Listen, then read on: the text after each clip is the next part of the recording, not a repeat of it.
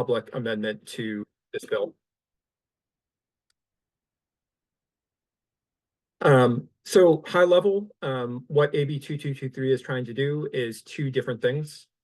The first is it's trying to respond to the high THC hemp products, many of which are synthetically derived, which I think a lot of folks know are being sold all around the state of California, at gas stations, liquor stores, grocery stores, and so forth.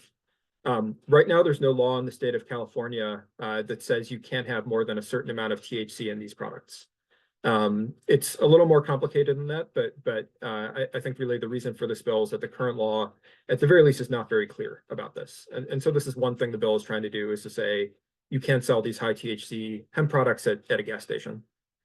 The bill is also trying to do a second thing, though, which I think will be a more significant topic of conversation here, which is to allow the incorporation of hemp products and hemp-derived cannabinoids into the cannabis supply chain, something which is currently not allowed in California. So I think from our perspective, that's a really important, impactful topic, and I think it leads to a lot of questions. How does that incorporation occur practically? When we're talking about incorporating these hemp products, are we just talking about like hemp CBD products? Are we also talking about these high THC hemp products that people are ordering through the mail or getting at the gas station? I think there's a major question: where do synthetically derived hemp products fit in all of this? Are you saying those products could be sold at a cannabis dispensary, or could they be incorporated with cannabis, a synthetically derived product to be sold at a cannabis dispensary?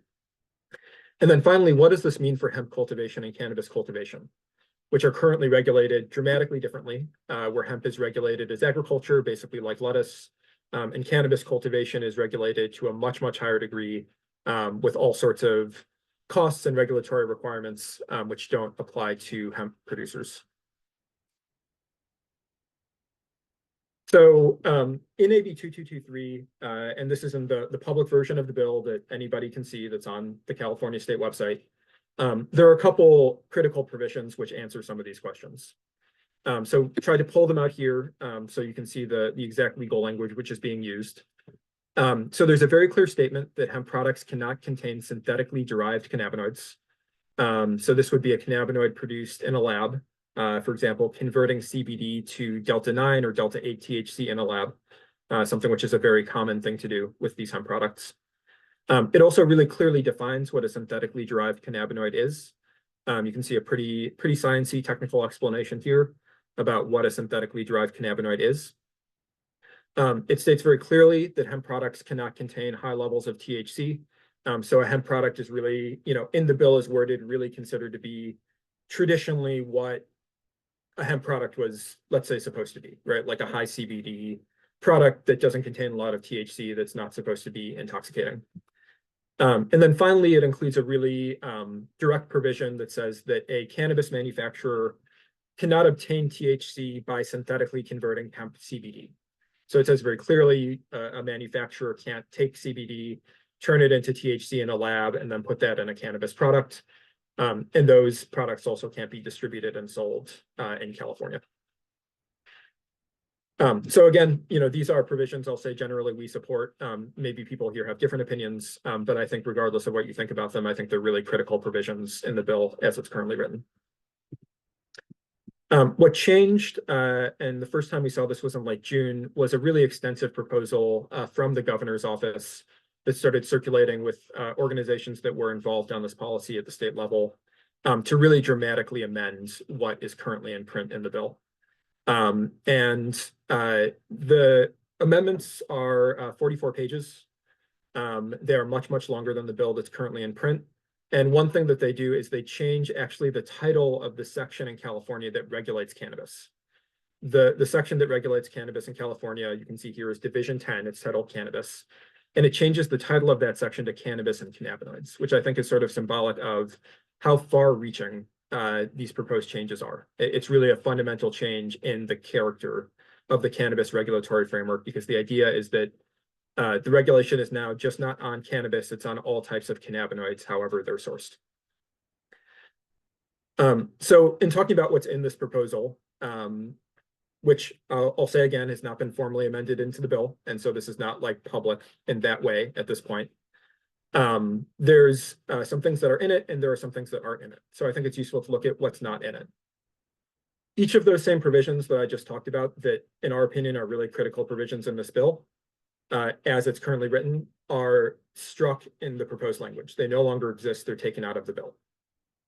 So the prohibition on selling hemp products that contain synthetically derived cannabinoids, this section is struck out of the bill. The section of the bill that defines what a synthetically derived cannabinoid is, that's struck out of the bill.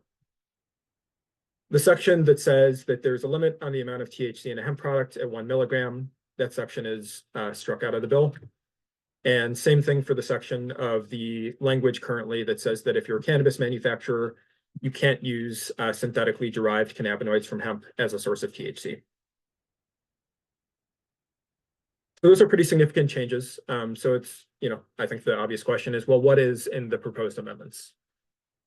So I think this is, a breakdown of what, in 44 pages of proposed amendments, and you can find these on Origins Council's Instagram on our link tree if you want to read all 44 pages. This is, I think, in my opinion, the high-level summary of what's most significant in here. So this proposal would prohibit products with any quantifiable amount of THC from being sold outside the cannabis supply chain. So the allowable amount of THC is 0. So any product that's being sold at a liquor store, grocery store, et cetera, can have 0 THC. If you're talking about products that are in the cannabis supply chain, the proposal fully embraces the idea that these high THC hemp products and cannabinoids are going to be incorporated into the cannabis supply chain. So this is a pretty big difference from where the bill started. Where the bill started, there was sort of this idea, we've got hemp, that's something which is, low THC, and we've got cannabis, that's something which is higher THC.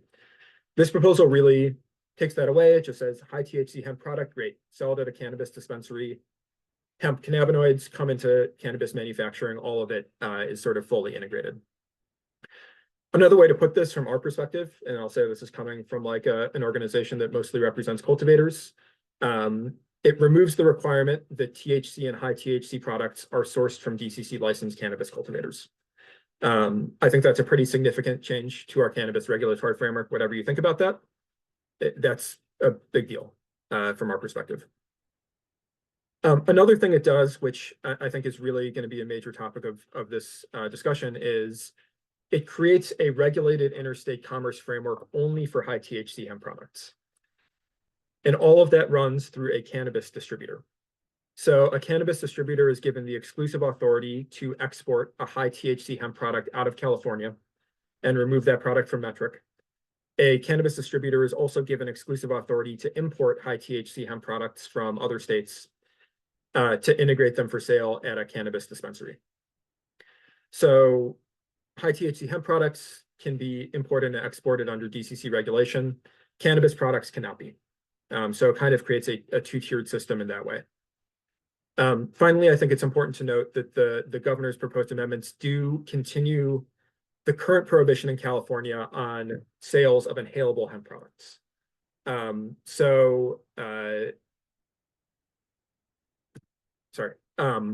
think it's important to note inhalable hemp products are not currently part of this proposal. Theoretically, they could be in the future once a framework like this is established, but they're not present in this proposal. I want to pull out just a couple more specific aspects of the governor's proposal that I think are important to really look at closely. So mentioned earlier that there was a definition of a synthetically derived cannabinoid in the bill in print, and there currently is, if you look at it on the state's website. The proposed language from the governor gets rid of that definition, and instead it replaces it with this, specifically number 3 here. And basically it just says you can't use a synthetic cannabinoid. So the phrase being used is synthetic cannabinoid, not synthetically derived cannabinoid. A synthetic cannabinoid is not defined. It's just going to be defined by the Department of Cannabis Control and Regulation. So there's no attempt to define this term of synthetic cannabinoid. Synthetic cannabinoids can't be used, but they're not defined exactly what that is. I think it's worth saying that if you just Google synthetic cannabinoid and look at the common usage of the term, and here I used Wikipedia, although you could use other sources, most people think that synthetic cannabinoids are fully designer drugs like K2 Spice. So if we're talking about, for example, hemp CBD, which is chemically converted into Delta 9 or Delta 8 THC, a lot of people will argue, and that's what it says here on Wikipedia, that that is not a synthetic cannabinoid. That is a synthetically derived cannabinoid, or some other word is used for it. But that the idea is a synthetic cannabinoid is only these fully designer drug compounds. Theoretically, it could be defined either way by Department of Cannabis Control. The bill just doesn't take a position either way on that, contrary to the very clear definition which is included in the bill currently. The other thing I want to highlight is the interstate commerce provisions in the bill. So this is the language that I was talking about earlier. This is the exact legal language in the bill, which says that a licensed cannabis distributor may purchase hemp products from out of state, incorporate them into track and trace, bring them into cannabis dispensaries. They can also export those products out of state by taking them out of track and trace. And as I think we'll discuss, there's some really significant implications to opening up this type of interstate commerce just in high THC hemp products in this way, without cannabis having access to interstate commerce. And one thing I want to flag that I know we'll again talk about more is California has an existing law about interstate cannabis commerce. The law is SB 1326. It was passed in 2022. And I pulled out the specific provision here that I think is most interesting for purposes of this discussion. This is a bill that gives the governor the authority, if the federal government signs off on it, or if our state attorney general signs off on it, to discuss interstate commerce agreements with other cannabis legal states. And if both states agree, to be able to trade cannabis between those states. The governor is given the authority to negotiate this agreement within the bill. And one provision within the bill says that an agreement shall include provisions determined by the governor to promote the inclusion and support of individuals and communities in the cannabis industry who are linked to populations or neighborhoods negatively or disproportionately impacted by cannabis criminalization. So the short way to put this is the current state law says if you're doing an interstate commerce agreement for cannabis, it has to include a consideration of equity. That's something which is not present in this proposal. And so I think one thing that we want to talk about is there's sort of this move towards interstate commerce and these high THC hemp products. And what does that mean for these broader efforts to have an interstate commerce framework that's going to be equitable, supportive of small businesses, supportive of small farmers? So the very last thing I want to mention, and I think this is really important, is just to be like real about what the legislative calendar is. Today is August 8th. I mentioned earlier, this bill was introduced February 7th. It's gone through a bunch of committee hearings with public comment, legislative review and analysis. It's been amended several times. These proposed amendments are still not in the public version of the bill, and we have 3 weeks left until August 31st, which is when the legislature adjourns. So if this is going to pass this year, it is going to become public in the next week, maybe. And then in the last 2 or 3 weeks of session, all of this is going to be decided. And if it wasn't clear up front, I think it's really important to say this is just a proposal right now. It is the governor's proposal. And so I think it's fair to say the governor supports this. But this is something the legislature will need to sign off on. And so whether or not this bill moves forward this year is largely a question of whether the legislature, the Senate, and the Assembly decide to sign off on this proposed framework, which is moving forward. Lastly, just want to shout out, maybe some of you have seen, I know is posted on our Instagram and Supernova Women's Instagram. There's a great comic from Box Brown recently that really, I think, summarized a lot of these issues with the proposal. And I think pointing out something that I think, is an important topic of discussion, which is this idea that hemp and cannabis are treated so separately, right? And we all know that they're the same plant. And we've ended up in a really interesting situation where, because of the way regulations are worded and because of the political associations with both of those terms, sometimes hemp really proliferates everywhere at the same time as we have very, very restrictive rules around cannabis. And I think that's a big part of this conversation also. So I really appreciate this comic from Box Brown, who's, I think, pulling out a lot of these issues. So I think that's kind of just the overview. wanted to start with, and happy to turn it over maybe to you, Amber, to give some of your initial thoughts on this proposal. Yeah, thank you. Thanks for that presentation, Ross.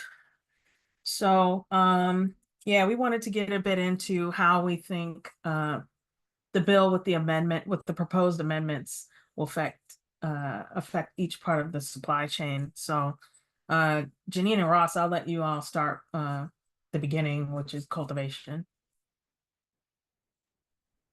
Sure, I'm happy to jump in and just say I think, Ross did an excellent job of really setting the table in terms of this fundamental issue that, is our number one priority, which is to have parity between cannabis and hemp production as an agricultural crop.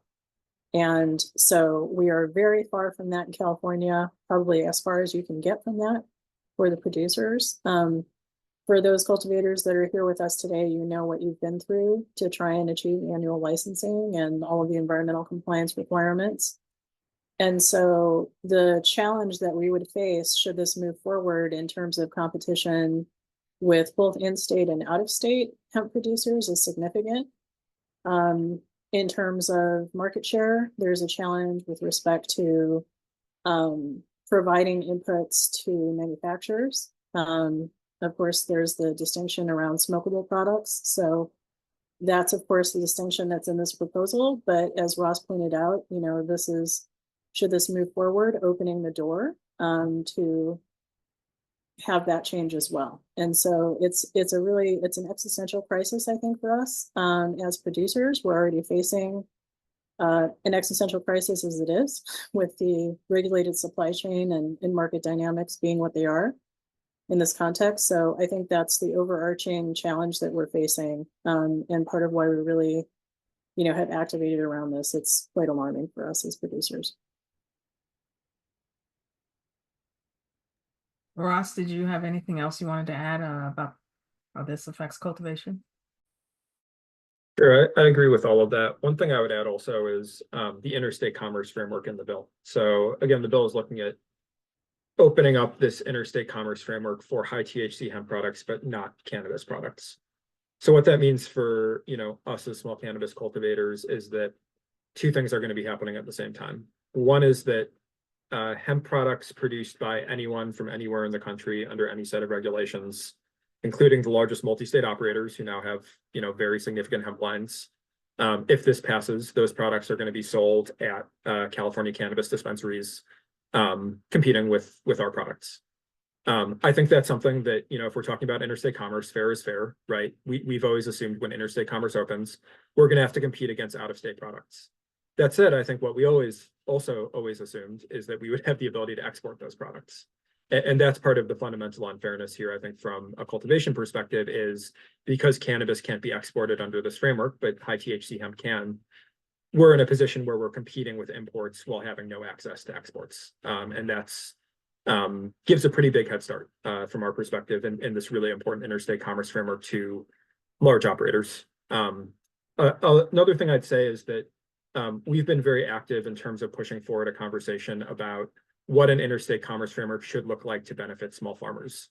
And I'd say really the capstone of that and the critical part of that is the SHIP Act legislation we've worked on with Representative Huffman in Congress for direct-to-consumer shipping for small producers once federal legalization and interstate commerce become available. So I think it's also a concern for us that if you're opening this interstate commerce framework, everything goes through a distributor.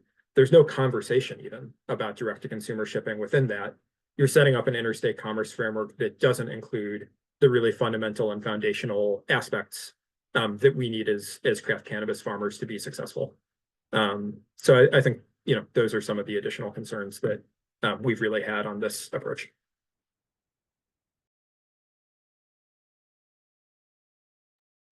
Yeah, thank you, Ross and Janine. That summary. Next, we can talk about how we think this will affect manufacturing. Do you all want to take a stab at it first before I go? I'm happy to take a stab at it, and then Amber, I'm really interested to hear your thoughts also, because I know you've been talking to a lot of people. the conversations I've been having with manufacturers, I think there's a split.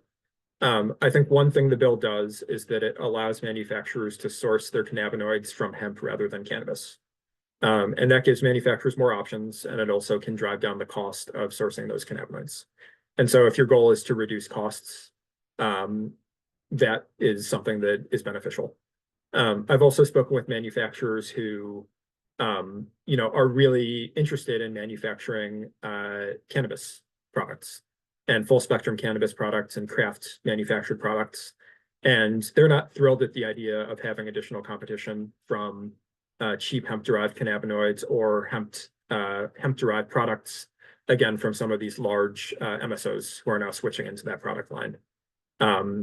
So I think there's some mix among manufacturers in my conversations, and it may just depend on what your product line is, what your business model is, and what maybe your beliefs about what the cannabis market should be are. Yeah, thanks, Ross. So in my talks with manufacturers, both small equity as well as big, huge manufacturers, I think it's also very split, right? Like everyone sees the opportunity to create more products. Especially if you're a smaller manufacturer, it's kind of hard to fill up all of your time in manufacturing to really utilize it effectively because it's so expensive to manufacture cannabis products.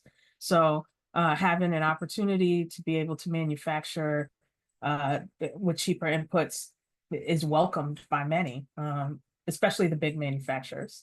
But small manufacturers, of course, particularly equity manufacturers, have the issue of having enough capital to be able to keep staff going, to even be able to take on a second product line like hemp. So while there is more opportunity for them with smaller equity manufacturers, there's still the barriers of access to capital and having enough capital to even be able to capitalize on an opportunity like this. Janine, do you want to say anything about manufacturing? Yeah, I mean, I think I would just echo all of those thoughts. And, we're going to get into some discussions later about the California brand. But, I think coming from the historic producing supply chain and from the medicinal supply chain, the quality of products and the controls on that and the identity and brand around manufactured products is a consideration here that's potentially being impacted in a significant way. And I think that's really important for manufactured products because the brand is really representing, the quality of the product and really speaking to the end user. So I think it's a significant consideration. Okay, how do we think this will affect distribution? Anybody want to take a shot at that first?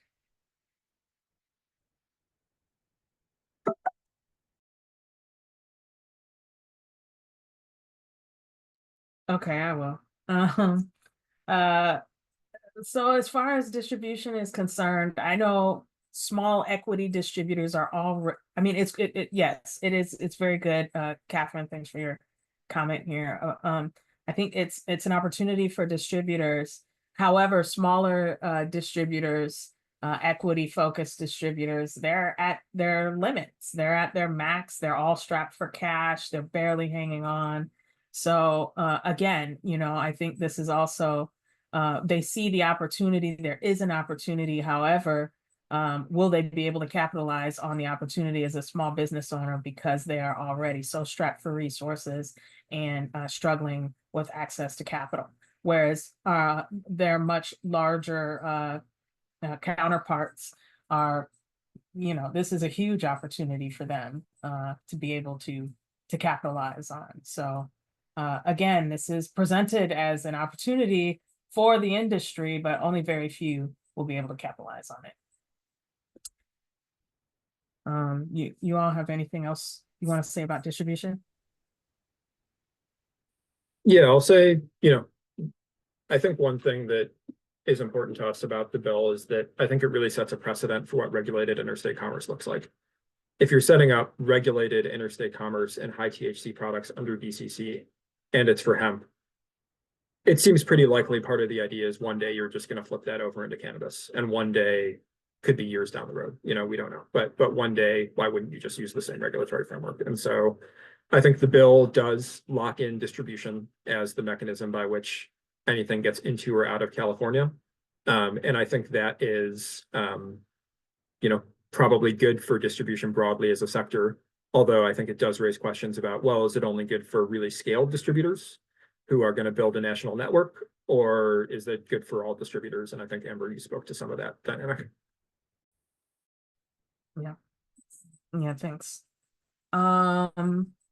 Okay, retailers. How do we think this will affect retailers? Anyone want to go?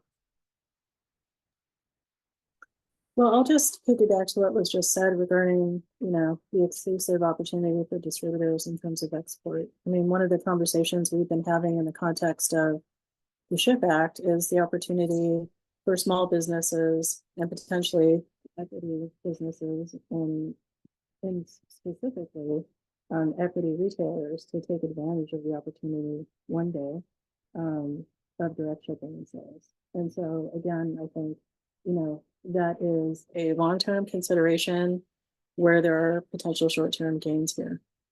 So that's some frame setting I wanted to put forward in the frame.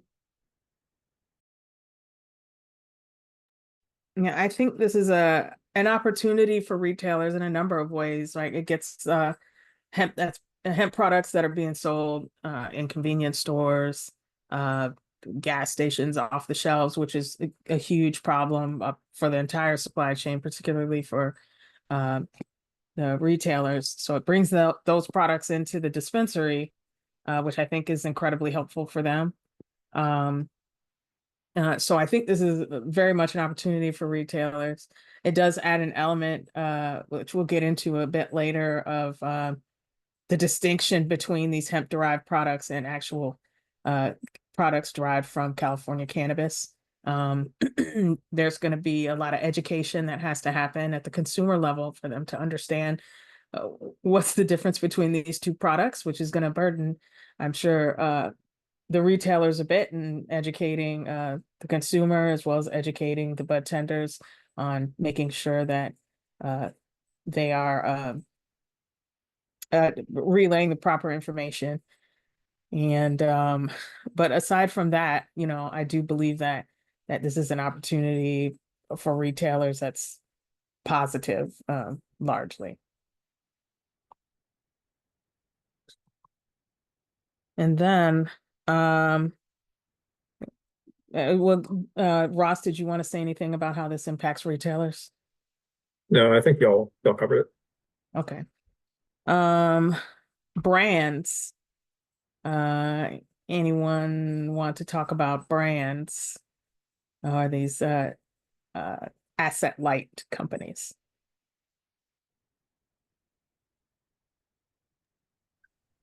Well, I'm happy to jump in and just speak to the lack of labeling provisions currently in the proposal and how much that directly impacts brands, particularly brands that are trying to differentiate based on quality, content, the narrative, the producers behind the product. And again, I think it's indicative of, this proposal being sort of fast and dirty, right? And not being considered in the context of the California brand and the impacts broadly there. So I really do like to put that sort of larger context forward first as we talk about the different sectors of the supply chain, because I think, this proposal from my perspective is really about short-term gains and long-term losses really to the brand and opportunity of California. So that's a thought I'm going to put forward first. Yeah, me being a brand myself, and having a cannabis brand, like I'm not in any rush to run out and start a hemp brand. For the same reasons, I mean, number of reasons, right? I believe in California cannabis, so I'm just not interested in anything like that. But also, capital. Like, this is not something that I see small cannabis businesses being able to capitalize on, small brands, Black and brown folks, women-owned companies, all of that. Like, I just don't think that many of them who are already in cannabis will be picking up the ball to run in the hemp category either. But again, this is my personal opinion and from my personal experience. So,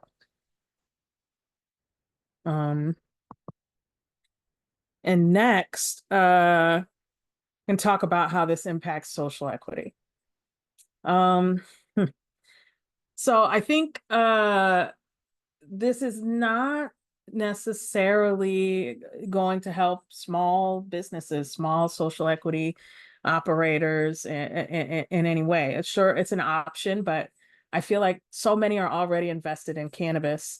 They just don't have the capital and the resources to start a totally separate product line. And because that entails a number of things, right? You've got create a whole new set of standard operating procedures. You've got to set up a new supply chain. You've got to purchase packaging. And then there's also going to be a learning curve, a bit of a learning curve, which usually costs money. And then there's the thing of getting your product on the shelves, marketing, and then getting it out to the masses. So while this is presented as an opportunity for folks, I think it's going to be very hard for small Black and brown businesses, particularly social equity operators, to capitalize on. Ross and Janine, do you have anything you want to say maybe on behalf of social equity farmers and social equity in particular? Sure. I mean, I think that, you know, all of the small businesses that are in the space are trying to get to profitability and they're not there, right? There's a lot of capital expenditures on the front end. And so part of what's really challenging to create a supportive small business environment, which then in turn supports equity operators, is stability. And, you know, there's innate changes to the landscape that we're going to have to deal with because of federal scheduling, prospective rescheduling, eventually descheduling. But in the interim, you know, the more chaos is introduced within the California supply chain, the more challenging it is to really try and stabilize your business, get to full annual licensure so that your investment is secured, and which gives you, you know, more options, even if you want to exit the space, just to, you know, recoup in your investment. And so I think the timing of this is a huge consideration for small businesses, given where they're at in terms of establishing and trying to get to profitability. And either of you have any thoughts on how this affects small business as a whole within California cannabis?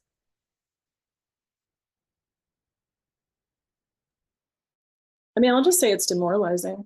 You know, it's challenging to see this be the priority, right? Coming from the governor's office at this time with all that we are dealing with on the ground as small businesses. It's very disheartening. And so I think that, you know, morale is half the battle, I think, in this space. Things are so challenging. And so I think there is a, you know, it's a heavy lift to build public trust. I think particularly for, you know, the historic cannabis community, right, who suffered, you know, disproportionate impact from the war on drugs, and to advance in good faith, you know, into the regulated framework and deal with the hurdles that we're all dealing with as small businesses, and face this as the priority proposal, is really challenging. So I really appreciate the camaraderie here, and us all pulling together to really stand for what we need as small businesses to survive and get to thriving.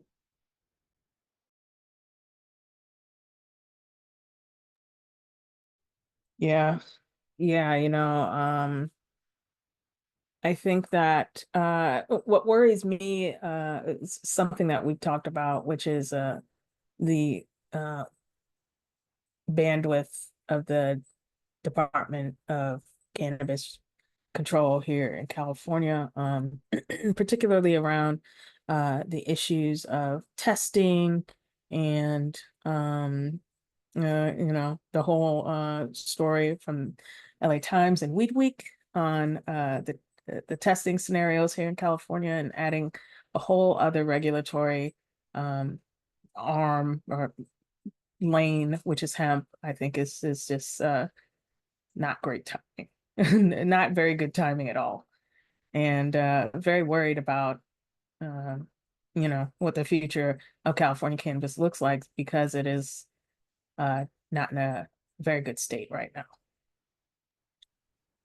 Yeah, I want to really agree with that. And one thing that's in our opposition letter, which I can put in the chat in a second here, that we talk about is, and I think you both spoke to it, is what is the choice of DCC about where to allocate resources, and allocating resources towards this proposal when I think first and foremost you have this testing situation, I think is really concerning.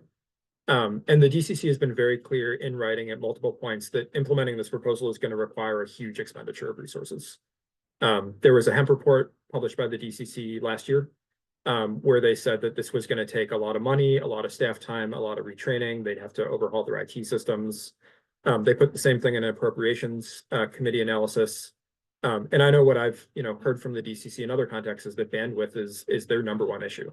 They're really struggling with bandwidth currently, and so I do think it's important. I know there's all things we want the department to be doing. Understanding they have a hard job, they have a lot they could be doing. And I think part of this conversation is, is this really the best use of DCC's time and resources to integrate a whole additional product line into their regulatory scope, and who benefits from that proposal? Yeah, thank you, Ross. So I wanted to, before we go to questions, we're going to leave about 5-7 minutes for Q&A. I wanted to go through what the asks are for Origins Council as well as Supernova. So let you all go first. So in our letter, there's a couple different alternatives that we offer, ways that we think this could be, either okay or mostly okay. I think the simplest solution, especially at this point here on August 8th, with 3 weeks left of legislative session, is just push this integration conversation to next year. The proposal, I think this is important, and I failed to mention it. It's not supposed to be implemented until January 1st, 2027. That's what it says in the bill.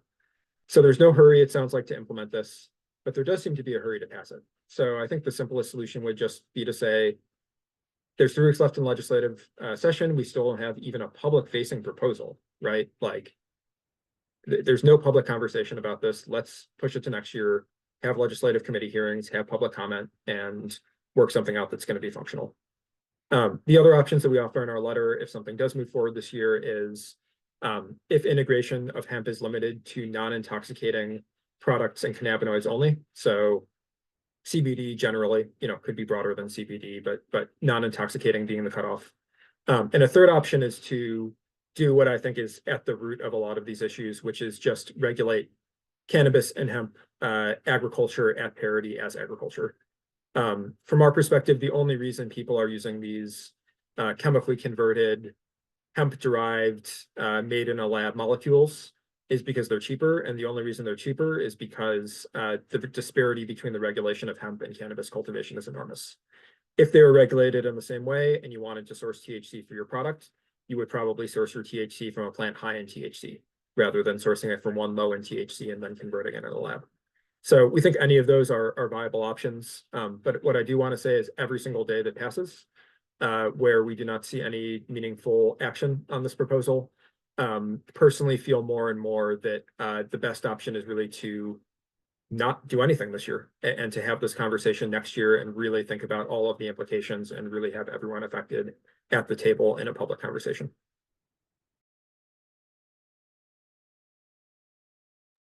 Janine, did you want to say anything?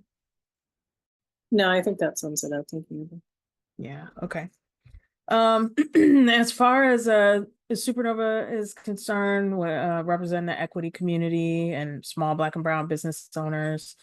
We're very concerned about the interstate commerce piece, this being the beginning of interstate commerce with no equity included. I mean, SB 1326 clearly states that interstate commerce agreements shall include provisions determined by the governor to promote the inclusion and support of individuals and communities in the cannabis industry who are linked to populations or neighborhoods that were negatively or disproportionately impacted by cannabis criminalization. Now, given that this is hemp and not cannabis, it is being integrated into our supply chain and treated like it is. So if that's the case, there should be equity included here. And it's clearly not. So, we've been thinking about this really hard on how we could include equity into this, and we need more time. We need more time to figure this out. And so, I'm very much feel like Ross and Janine here, and that maybe we should wait on this and think this out a bit better, also get some public comment and have an opportunity for the entire industry to weigh in on this. Also, no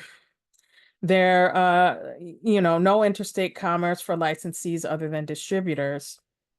And this kind of goes back to the SHIP Act, and where we really want an opportunity for small business owners, as well as the equity community, to be able to participate in direct to consumer sales. Now, I know with cannabis, that's tough, but with hemp, it's possible. And also, as going back to my previous comments, this is the beginnings of interstate commerce. So if we are going to be setting up interstate commerce, we should do it the right way versus the rushed way. And I think we should lend an opportunity for small businesses, as well as equity businesses, to be able to sell directly to the consumer, at least these hemp products. And lastly, many of us legacy operators, myself, I've been here in cannabis. I've been in cannabis since 2005. I've been in California since 2014. I'm a legacy operator. And I moved to California for a number of reasons, one being access to medical cannabis, but also to have an opportunity to participate in California cannabis and be a part of this global and legacy brand. And with no labeling requirements on points of origin and source of product, this can cause catastrophic damage to the California brand that we've worked so hard to build over the many, many decades that it's existed. And so I think it's incredibly important for, in the text, the bill to state that the differences in the cannabinoids, that these are derived from hemp or cannabis, as well as the points of origin. A lot of this biomass, CBD and hemp, is going to be coming from maybe not even the United States. It might end up being sourced from overseas. And I think that the consumers have a right to know that. I'm also a patient, and I'm very, very concerned about what goes into my body, whether it's these converted cannabinoids or the byproducts that they produce. That's very important to me, and very important to many patients here in California. And I think those need to be disclosed.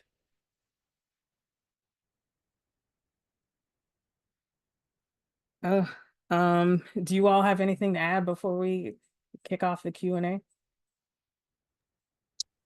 I just really want to emphasize the importance of precedent setting. I mean, California is an enormous economy, and a lot of precedent that we've set here in the cannabis policy reform space. And I think a lot of the points that have been brought forward are about the long-term viability and credibility and value of California cannabis. And our partners in the National Craft Cannabis Coalition have engaged as well, and they're doing so because of concern about the precedent that this could set nationally. So I think that's a really important point to consider as we move this conversation forward.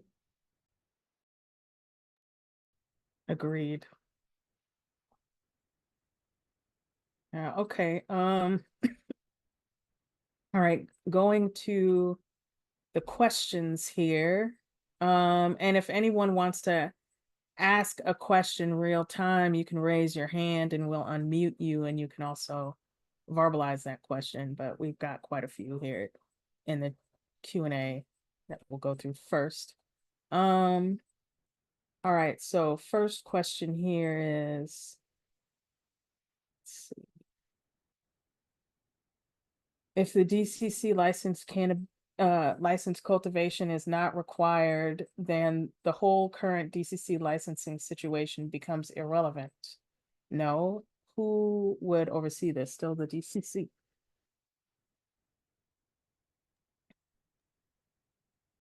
Well, you know, I think if the rest of the supply chain can source from hemp producers, the incentive to hang in there as a DCC licensed cultivator would wane. And so, I mean, I think the DCC would still have essentially a customer base with the rest of the supply chain. And, you know, it's not intentionally language this way, but I think that is a potential consideration about what the impact would be over time, and probably over a short period of time, given the circumstances on the ground now.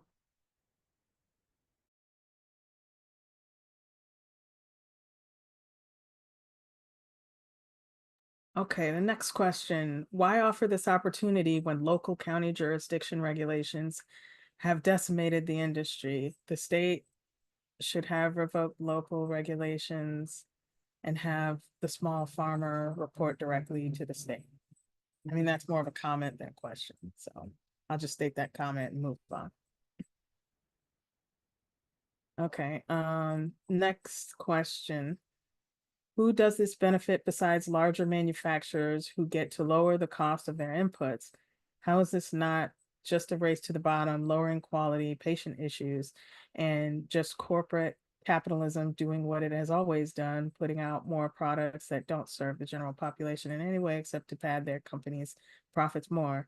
Sorry, but am I missing something? No, I think you're right. Anybody else want to comment on that? Yeah, more of a comment than a question, but I agree also. Yeah, really. I mean, let's face it, like this whole product category wouldn't even exist if cannabis was more accessible to everyone, in my opinion. I mean, aside from the high CBD products that patients use, I just don't see the masses going after high hemp or hemp THC products. Okay, Jason, I'm going to unmute you as soon as I can hear it all. All right. Hey, I was just in response to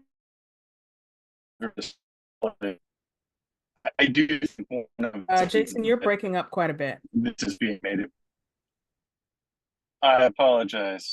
Let me know if it got any better. Otherwise, you can shut me up.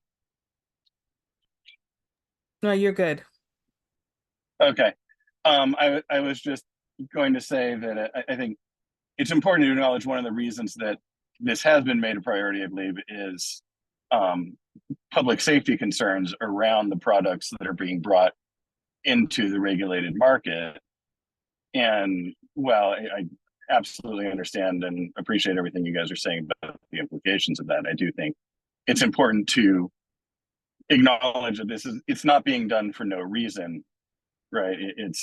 California is more and more involved in CANRA, and this has been a major priority for them, is the regulation of hemp-based cannabinoid products that currently California really has no ability to do much about at all effectively. And so theoretically, this changes that on some level, but curious if you guys disagree with that. Yeah, I have some thoughts on that, and Jason actually would love to discuss this in detail with you more, maybe offline. Absolutely. Personally, I don't agree with the idea that this is necessary for public safety reasons. I think there are two parts of the bill and they're completely distinct. There's the part of the bill that says you can't sell these types of whatever synthetic THC products at gas stations. I think most people would agree that's probably a good idea. And then there's the part of the bill that brings that into the cannabis supply chain. I think those are two completely different conversations. It's possible to do one without the other, and it's possible to protect public health by, prohibiting a dangerous product sold at a gas station without bringing that product class or similar products into the cannabis market. That said, I appreciate, bringing up CANRA as one consideration here. And I think that's part of, one reason why we've really tried to highlight this issue. And I think we spoke earlier to the potential implications this could have to set a precedent. Because, we've seen some similar proposals coming from CANRA, and one thing we really, want to make clear is that if you're going to talk about regulating these hemp-derived cannabinoids, it needs to be in a way that is going to support small businesses, support equity businesses, support craft cultivators. And that's not something that just happens on its own. That's something which needs to be a real conversation. So I think one reason we really want to emphasize this here and now in California is also understanding that there are these parallel conversations happening in other states. And really, this is a conversation from my perspective that needs to be happening everywhere.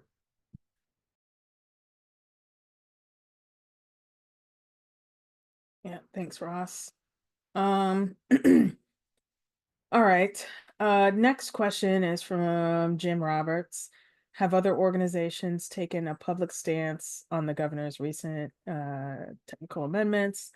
On AB 2223 in particular, has CCIA made public comments regarding the amendments? We can't speak on behalf of CCIA, I don't know, and can't comment on that.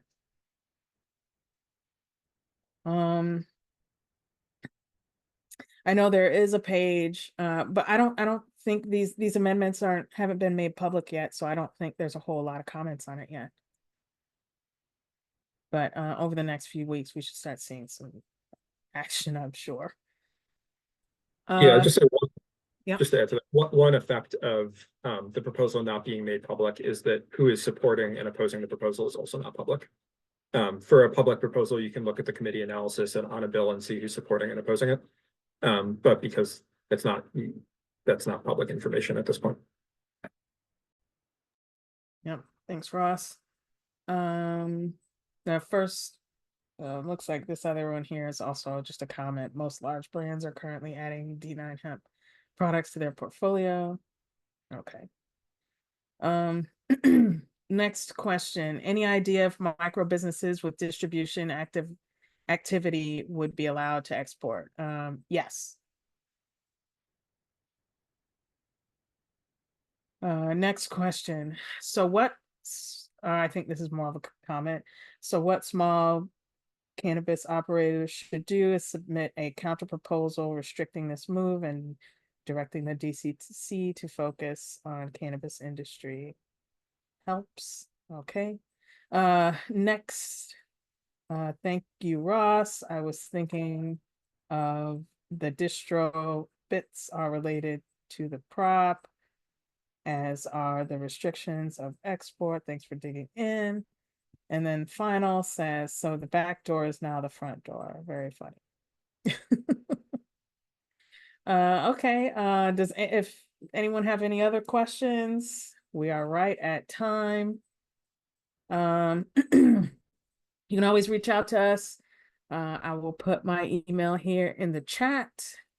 It's amber@supernovawomen.com. And Janine and Ross will pop their info in the chat.